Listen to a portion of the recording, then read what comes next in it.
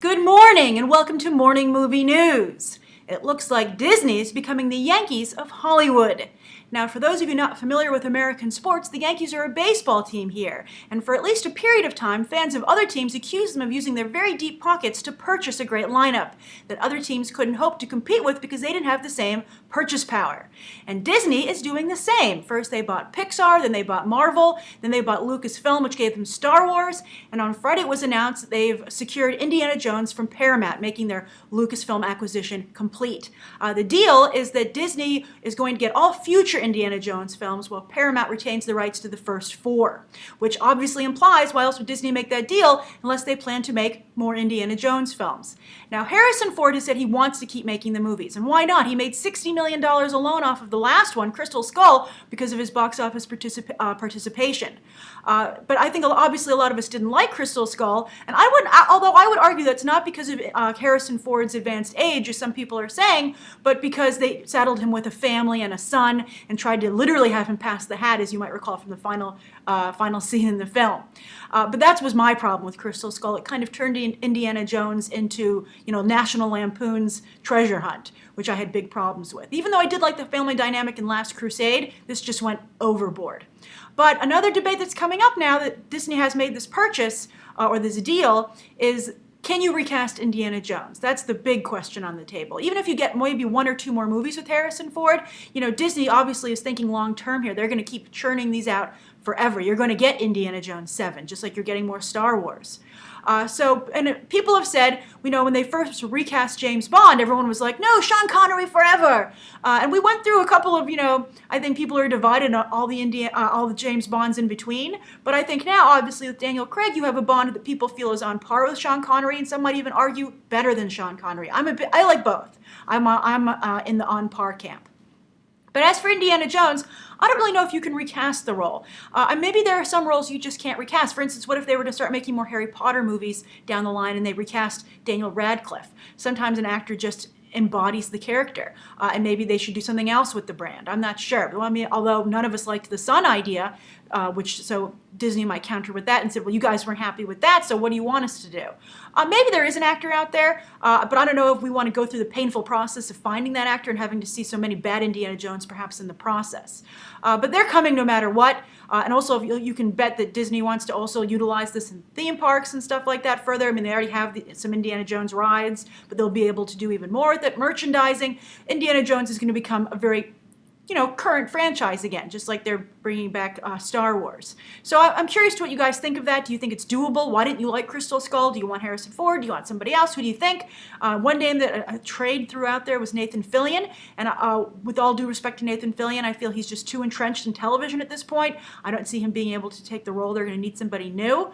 But I hope they realize the great mix that Harrison Ford had of, he had the movie star looks, but he had a lot of humility, and he wasn't afraid to, Nathan Fillion himself has talked about this in great length, that he models his own action sequences off of Harrison Ford, that he made silly faces. When you get punched in the face and dirt, that tank scene, you're not voguing. And I think that was one of the great things about Harrison Ford. He didn't make Indiana Jones cool. He had a lot of just, this stuff belongs in a museum, damn it. And he just wanted to make sure that's where it ended up. So I don't know. I mean, I have a lot of love for the Indiana Jones movies, and I'm sure, like everyone else, I will see another one, but I don't know. Don't do that to me, Disney. Just, think about what you're doing to us. Now, Paramount, you might feel, hey, poor Paramount. They've lost Indiana Jones. They lost Marvel to Disney. What do they have? Well, for the second story, they kind of got a little bit of a trade with Disney, and that Bruckheimer has ended up there. As I reported earlier, and we all know, Bruckheimer left Disney over the Lone Ranger. It was such an economic disaster that despite him making billions of dollars for the studio prior to that, they're like, let's just say goodbye, Jerry. This is too awkward.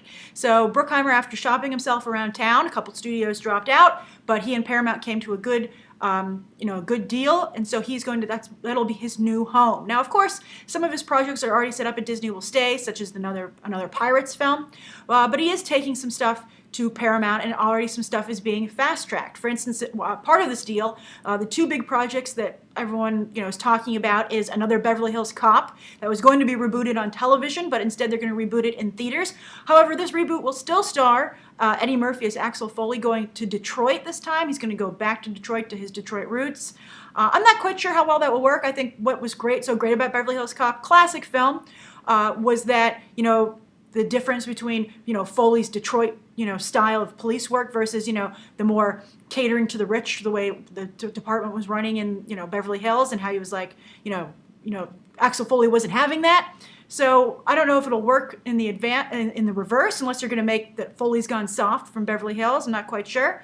But again, it's funny to think about. This is another old franchise coming back, like Indiana Jones.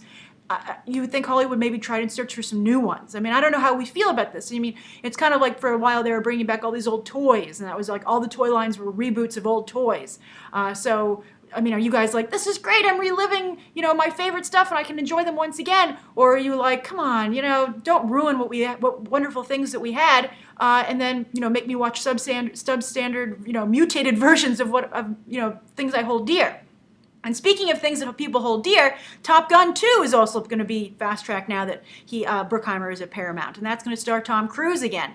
I don't know, though. I've watched Top Gun. I don't really think Top Gun holds up over time. Maybe it is time for a new one. I don't know. But, obviously people think very differently of the military now these days, coming off of the Cold War. Everything was in black and white. But now, obviously, the way we're fighting wars, more guerrilla warfare, I think things are a little grayer now when we think of the military. But so we'll see. We'll see. So that's the second story of the day. The third story, speaking of that Beverly Hills Cop was going to be rebooted as a television show first, Terminator is getting a movie and a TV show. It was announced that in addition to the reboot that they're doing, although again, I don't know how they have these reboots with the same actors. Arnold Schwarzenegger will still be on board for this reboot of Terminator. So they're making that, but they're also going to do a companion television show at the same time, kind of what they wanted to do with The Dark Tower, I believe. That's the Stephen King project that Ron Howard was working on. So they want to do a Terminator show at the same time as the movie comes out, and apparently there's going to be a crucial moment from the 1984 film that'll be maybe in this new movie, and they're going to diverge. One storyline will go to the big screen, and one storyline is going to spin off into this television show. If I had to guess, maybe it'll take place in the future with John Connor and stuff, but I have to say, I don't know, I'm sure there are other Sarah Connor Chronicles fans out there as well as myself, but that's how the cliffhanger for the last episode ended when they went to the future, and it was so exciting, and they never picked it up. I would much rather they give the money to continue that story, and I think that Sarah Connor Chronicles had a very strong fan base, and it'll be hard for this new show to compete with that. But we'll see. Again, with all these reboots, it's the same argument throughout this whole episode today. Indiana Jones, Beverly Hills Cop, Top Gun, Terminator, and I think that our biggest problem, I think we all feel, is that these are money grabs. They're not bringing in top-notch talent to really deliver a fantastic product. And that's what's concerning us. I think that's what's concerning us everywhere, with DC decisions, even to some degree with some of the movies that Marvel is putting out. And what we're worried about with J.J. Abrams and Star Wars. You just can't trot these brands out and they do get a Pavlovian response, but they're not going to get the same level as they would if these were good. Look how wonderful it is that Catching Fire is so much better than the first one because they made an effort. They have a stronger artistic talent this time. So it's just very frustrating. And I think that we have to remember not to see these movies multiple times and maybe just to skip them all together because we're enabling Hollywood. We're enabling them. Okay, so those are the three stories of the day. The question comes from Mudabir Ahmed. So Mudabir, thank you for your question. And it says, okay, questionable question. I like this. All right. I heard yesterday that Warner Brothers is looking at a black/African-American actor for Lex Luthor. They passed on my top choice of Idris Elba because of his Marvel deal.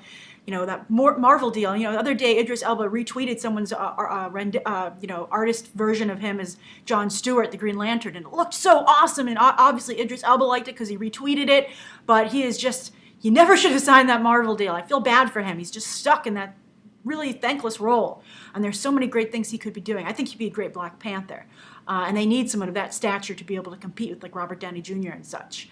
So very frustrating. All right, so Idris Elba can't play Lex Luthor either. There's a long list of things Idris Elba can't do that we want him to. So bad.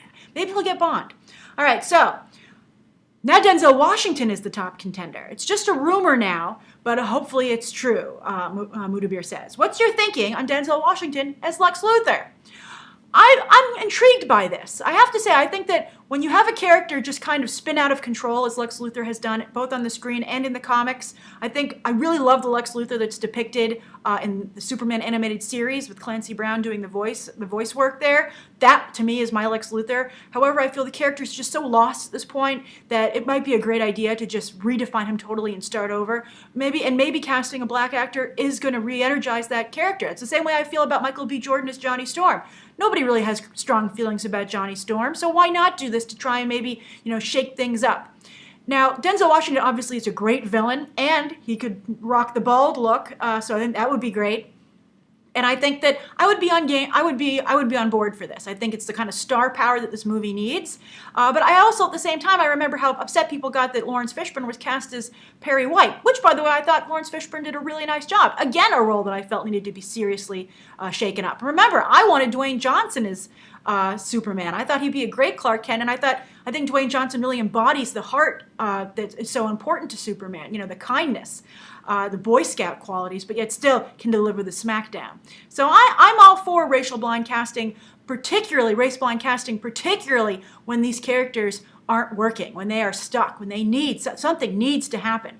So this might be it. And as I said, this might bring the star power that is needed. So Denzel Washington, I hope that he is considering it, and that would just be a really interesting. Although I have to say, based on Snyder's official description that he and Goyer are thinking of a Richard Branson type, Brad Pitt by the way of Richard Branson, that to me doesn't say they're going to bring in a black actor. But maybe they're throwing us off the track. Who knows? But of course, you wouldn't want to see Denzel just completely pwn everyone in Metropolis. That would be great. I think he would do a very good job. Actually, I think better than Idris Elba even. I think Idris Elba is not really a villain. He's a hero in my opinion. All right, so there was the second half. I can't ignore it. Also, what is about the Justice League being a United Nations of superheroes? I don't know how that would work. I mean, the only person from a different country supposedly is Wonder Woman. So I don't know how that would work. I guess I can see the Justice League, building, and they're, in the comics and the animated series, they're always going over to the UN, being like, "Come on, guys, can't we all get along?" Superman having to basically mediate, or Wonder Woman. I guess you can see that element of it, but it goes in hand with the very dark, realistic tone of the DC universe, or I don't know. That's kind of what they seem to have been going with. They might totally veer off of that path, but it's one way to see, a more government-involved superhero team as opposed to the Avengers, which are just basically a department in Shield almost. Shield sanctioned, and Shield is not really a UN but a UN police force almost. So it's a different kind of feel. So that's today's morning movie news. Thank you for tuning in. Write down below what you think of today's three stories, the viewer question, and let me know anything you'd like to see covered tomorrow and any questions you might have. Thanks for watching.